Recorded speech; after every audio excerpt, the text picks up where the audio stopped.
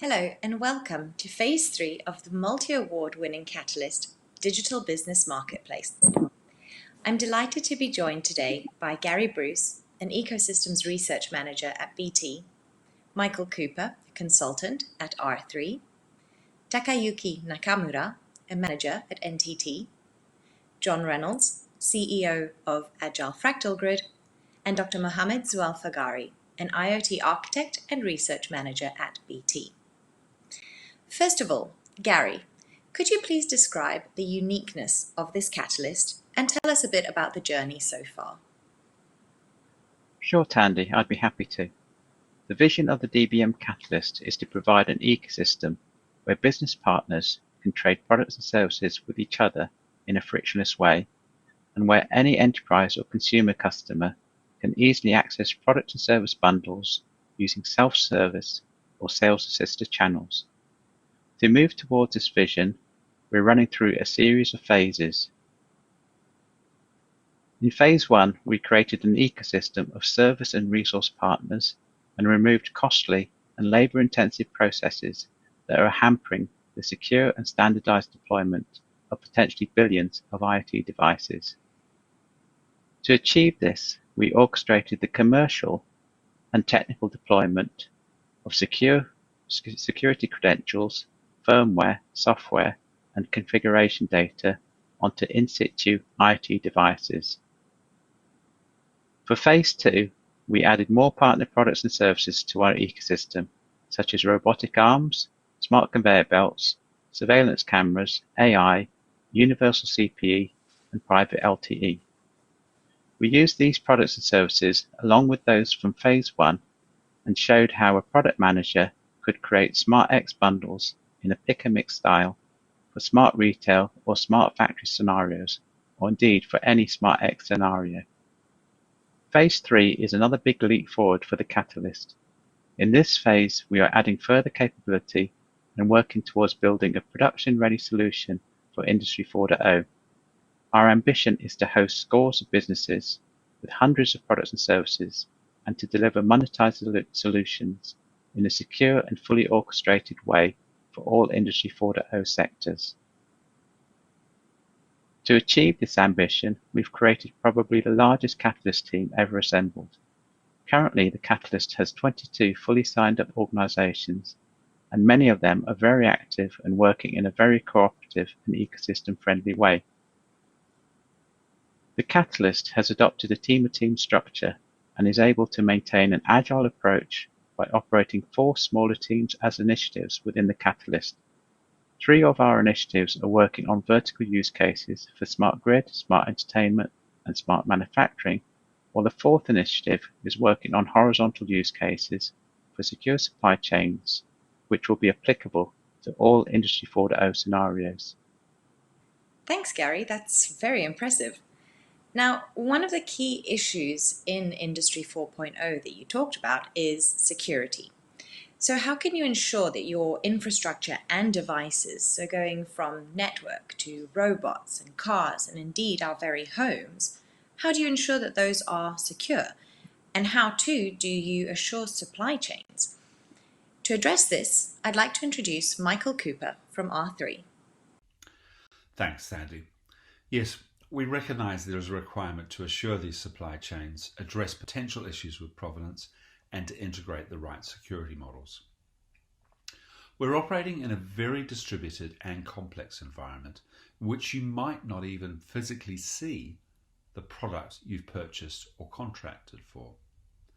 So in order to increase efficiency, transparency and trust, one of our objectives is to be able to synchronize information among multiple parties in a secure manner so that they can transact safely, with certainty, and know that they have consensus on the information they share. What we're really creating and exposing is an integrity layer for the Catalyst.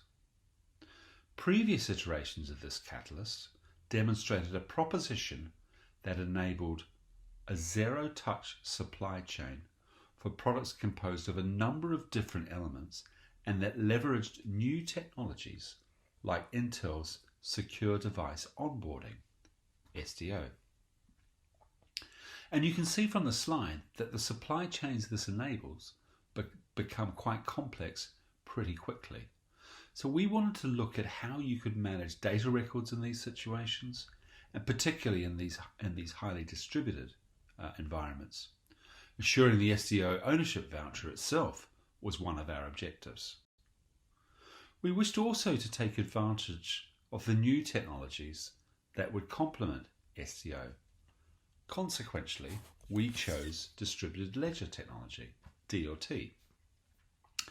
And here we're using R3's Corda for the logical path and those records we wish to store and expose for other purposes, while we're using IOTA's Tangle protocol, which provides the same trust layer, but across the distribution chain, enabling full transparency in a digital track and trace of each step on the physical journey.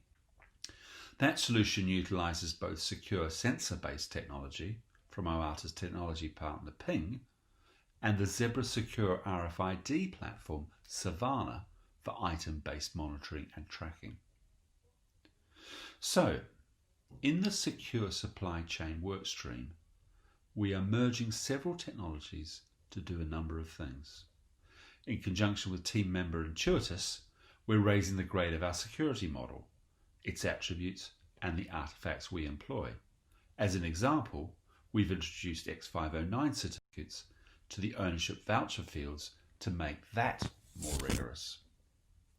And as mentioned, we're using distributed ledger technology to provide the level of assurance needed for certainty of provenance and transaction record immutability. And the distributed ledger technology provides you with absolute finality in a legal sense, allowing you to operate with real surety. Over and above this, the University of Ulster folks are also using R3's Corda to securely record the set of logical records needed for the Mega Catalyst business assurance layer. To do this, we're capturing additional information in Corda from the Infinova tenants, orders, pricing and billing, as well as information about the physical journey via the IOTA Tangle. So, Thandi, we believe we are creating an architecture and design that is both repeatable and extensible, and that does so in a secure manner. Thanks, Michael. Now, you may be wondering, Industry 4.0 and entertainment sound like quite a strange mix. So, to clarify things, let's turn to Taka-san from NTT, who will share some insights on smart entertainment with us. Taka-san, over to you. The smart entertainment workstream started from a smart theater use case at the vertical that the telecom can expand by making use of the existing assets through the collaboration with partners. To explore the vertical, especially under this COVID-19 circumstance, we focus on providing new hybrid experience in various situations with the scalability in terms of the number of participants, e.g. hundreds at theater, thousands at conference type event, tens of thousands at stadium, which may be available at home in addition to the event site. Illustrating smart entertainment, the picture at the left-hand side shows Japanese traditional no play at theater, and the synchronized script through bundled services over rental tablets to understand what is performed in appropriate language. As you can see at the right-hand side, to enhance the customer experience, portal site enables to consume various services across theaters. Live chat allows the interaction during the performances. Rich content option encourages personalized experience through bundled services at the business marketplace, including a shop to buy gifts and memorabilia. All offerings can be consumed both on-site and at home. To realize the business model according to the diagram on the left, a marketplace for the partnering service providers as well as a portal for end users are the foundation. As a benefit for end users, various options to enrich CX are expected, such as one-stop portal for performances and related services with single sign-on. Rent a tablet BYOD depending on the type of performances. On-demand dynamic content in a secure manner. As a benefit for partners, an accelerated way to manage the following tasks are scoped. Leverage the convenience of digital tools and reach more potential customers through Marketplace. Set up tablet at the venue with zero touch through Intel SDO. Reduce manual operations in backyard processes. Provide federated user access management and delegated authority services. As a benefit for the platform provider, reduction in the time and cost to assemble and deliver services for theaters. Easy combination of services like devices, content, translation are the important aspects. Our plan for DTW is the following. Develop smart theater demo. Expand the system to event stadium. And target BYOD in addition to rental model. As CSP, it's critical to create new revenue stream among partners with second horizontal solutions targeting other verticals. Historically, providing such services is complicated due to the needs to assemble many solutions in addition to the collaboration with partners and to solve and simplify identity federation, managing who has access to what and with what authority. For all SMBs and digital tool providers, to manage and enhance customer experience is essential. Supporting it from an underlying platform helps all players at the same time. Thanks, Taka. Clearly, the world of entertainment is going to change dramatically after this pandemic. In the power grid services too, we're about to see significant shifts. John Reynolds from Agile Fractal Grid is here with us. John, can you share with us what this catalyst is doing to shape how power can offer greener services and become the new normal in a post-COVID-19 world? Thank you, Tandy. Our catalyst contains several value chain threads. This one is dedicated to the smart grid. And by smart grid, we're emphasizing the new approach to decentralizing electric power called fractal microgrids. Now, to get a feel for what this new distributed approach is all about, let's take a look at the concept in this next animation.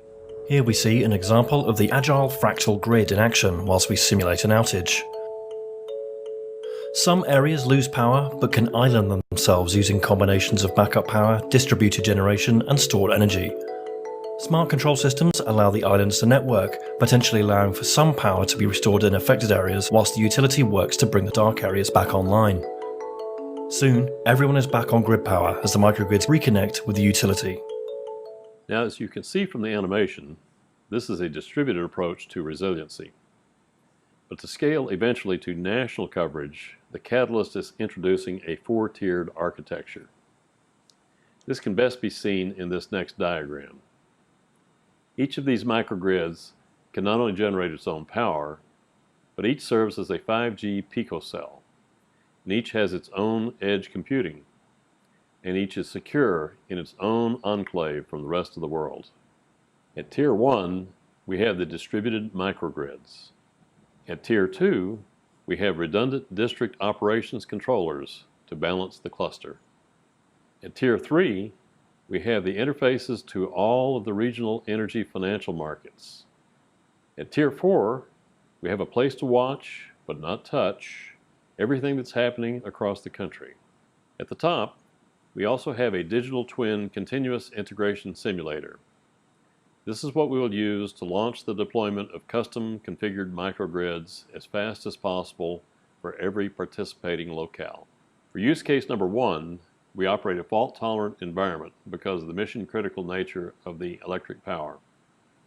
We see the Stratus fault-tolerant node on the right where the artificial intelligence resides.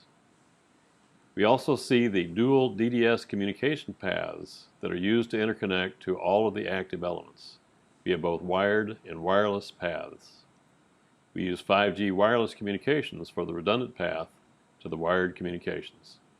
Use case number 2 covers the high-speed synchrophasers at the edge of the grid that are pumping out 6 electrical measurements up to 120 times per second. The tiering allows for tremendous data capture at scale. For use case number 3, the transactive energy marketplace allows people who are prosumers in the neighborhood to share their excess energy with their neighbors. The IOTA distributed ledger allows us to square things up on a token basis, much like using airline points. For use case number 4, the system has special industrial OT styles of cybersecurity protection. We do this through a tiered approach with a SOC as a service designed for round-trip management of sophisticated styles of attack.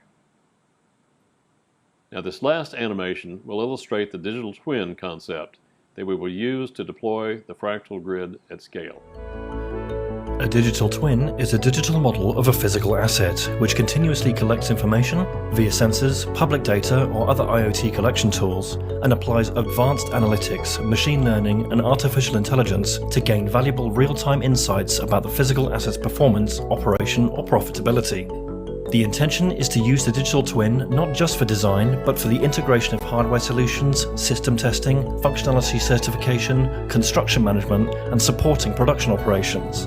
The digital twin serves to synchronize the massive efforts of large numbers of people by providing an efficient and infinitely expandable framework for progress.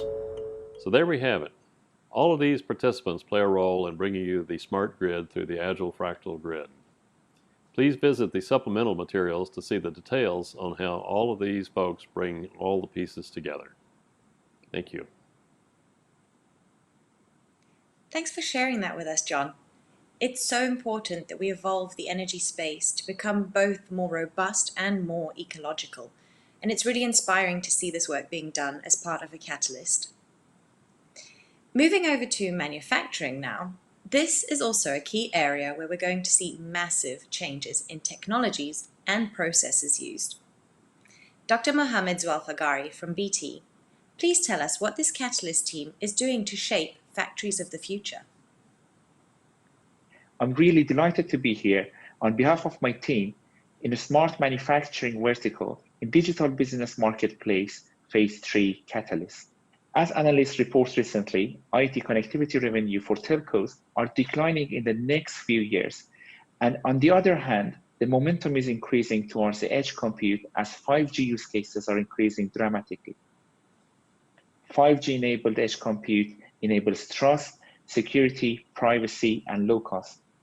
Moreover, industrial IoT and smart manufacturing are predicted to have the biggest share of the $11 trillion IT market by 2025.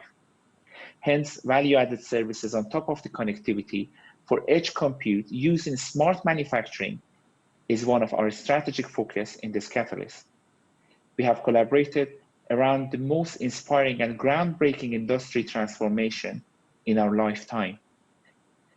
We have brought together the key enablers for the Industry 4.0 vision as platform-agnostic services with configurable late binding capabilities for our customers. The world is being dominated by the digital natives, and industry verticals, including the smart manufacturing, now expect to be able to buy and manage anything as a service, vendor and service agnostic from single shopping cart. Together, we have developed a set of technologies in which local private networks and edge gateways can be ordered, delivered, installed, and onboarded to the management platforms, and also bootstrap with operating systems, applications, NFV, and SD-WAN capabilities using our revolutionary and collaborative zero-touch bare metal onboarding or ZTBMO technology through a secure supply chain. This introduces security down to the chip level, dramatic cost reduction, automation at a scale, and integrity over the zero-trust supply chain. At the next step, we have innovated self-healing networks and intent-based microsegmentation technologies with service assurance on top, which is able to identify, protect, and mitigate security threats continuously and automatically across all the devices and networks in the smart factory. Self-healing mechanisms, including slice and segregated network VLANs, northbound, southbound, and self-protection are few examples of this offering. In addition, as the world digitizes across the whole economy, 5G revolutionizes the productivity by enabling the products and services to connect across industry verticals, offering ultra latency, high bandwidth, resilience, scalability, and security. These are the essential factors for the smart manufacturing vertical. In this effort, we have enabled auto-provisioning of private converged networks and hybrid 5G for our Universal Customer Premises Equipment Devices, or UCPE. Customers can order and configure their factory's private network, network slicing, and even the quality of service per slice all in the basket. And finally, these set of technologies for smart manufacturing are empowered with feeless microtransactions and data integrity for machines, cryptographically secure in a decentralized way. And with communication happening machine to machine, distributed ledger technology, or DLT, is being used for any sort of information transfer during the production process in a smart factory. On top, we have developed the digital twin, which includes digital representation of everything in the factory. This introduces data-driven production strategy and ensures machines are running the correct software and enables continuous and precise data analysis and predictive maintenance. In the factory, machines are acting autonomously, earning and paying digital money for their services and exchange of materials and other resources in the real time.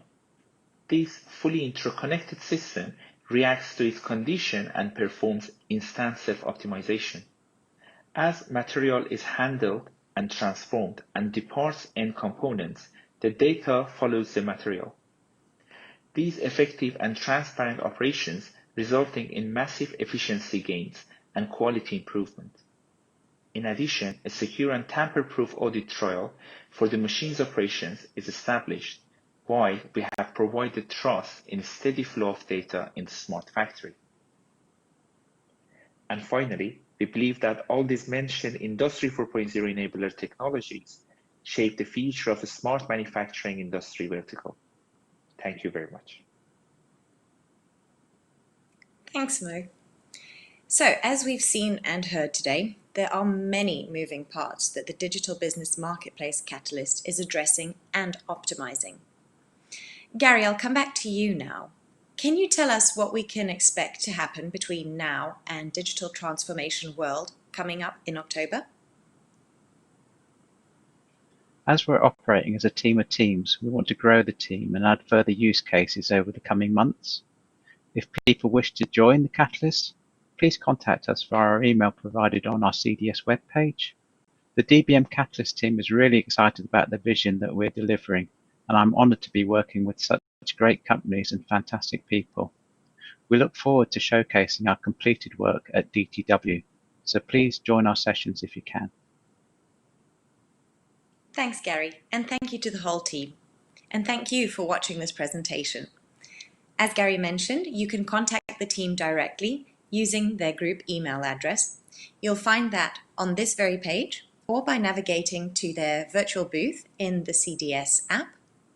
And now, please join us as we head into the live Q&A with the team. Thanks again.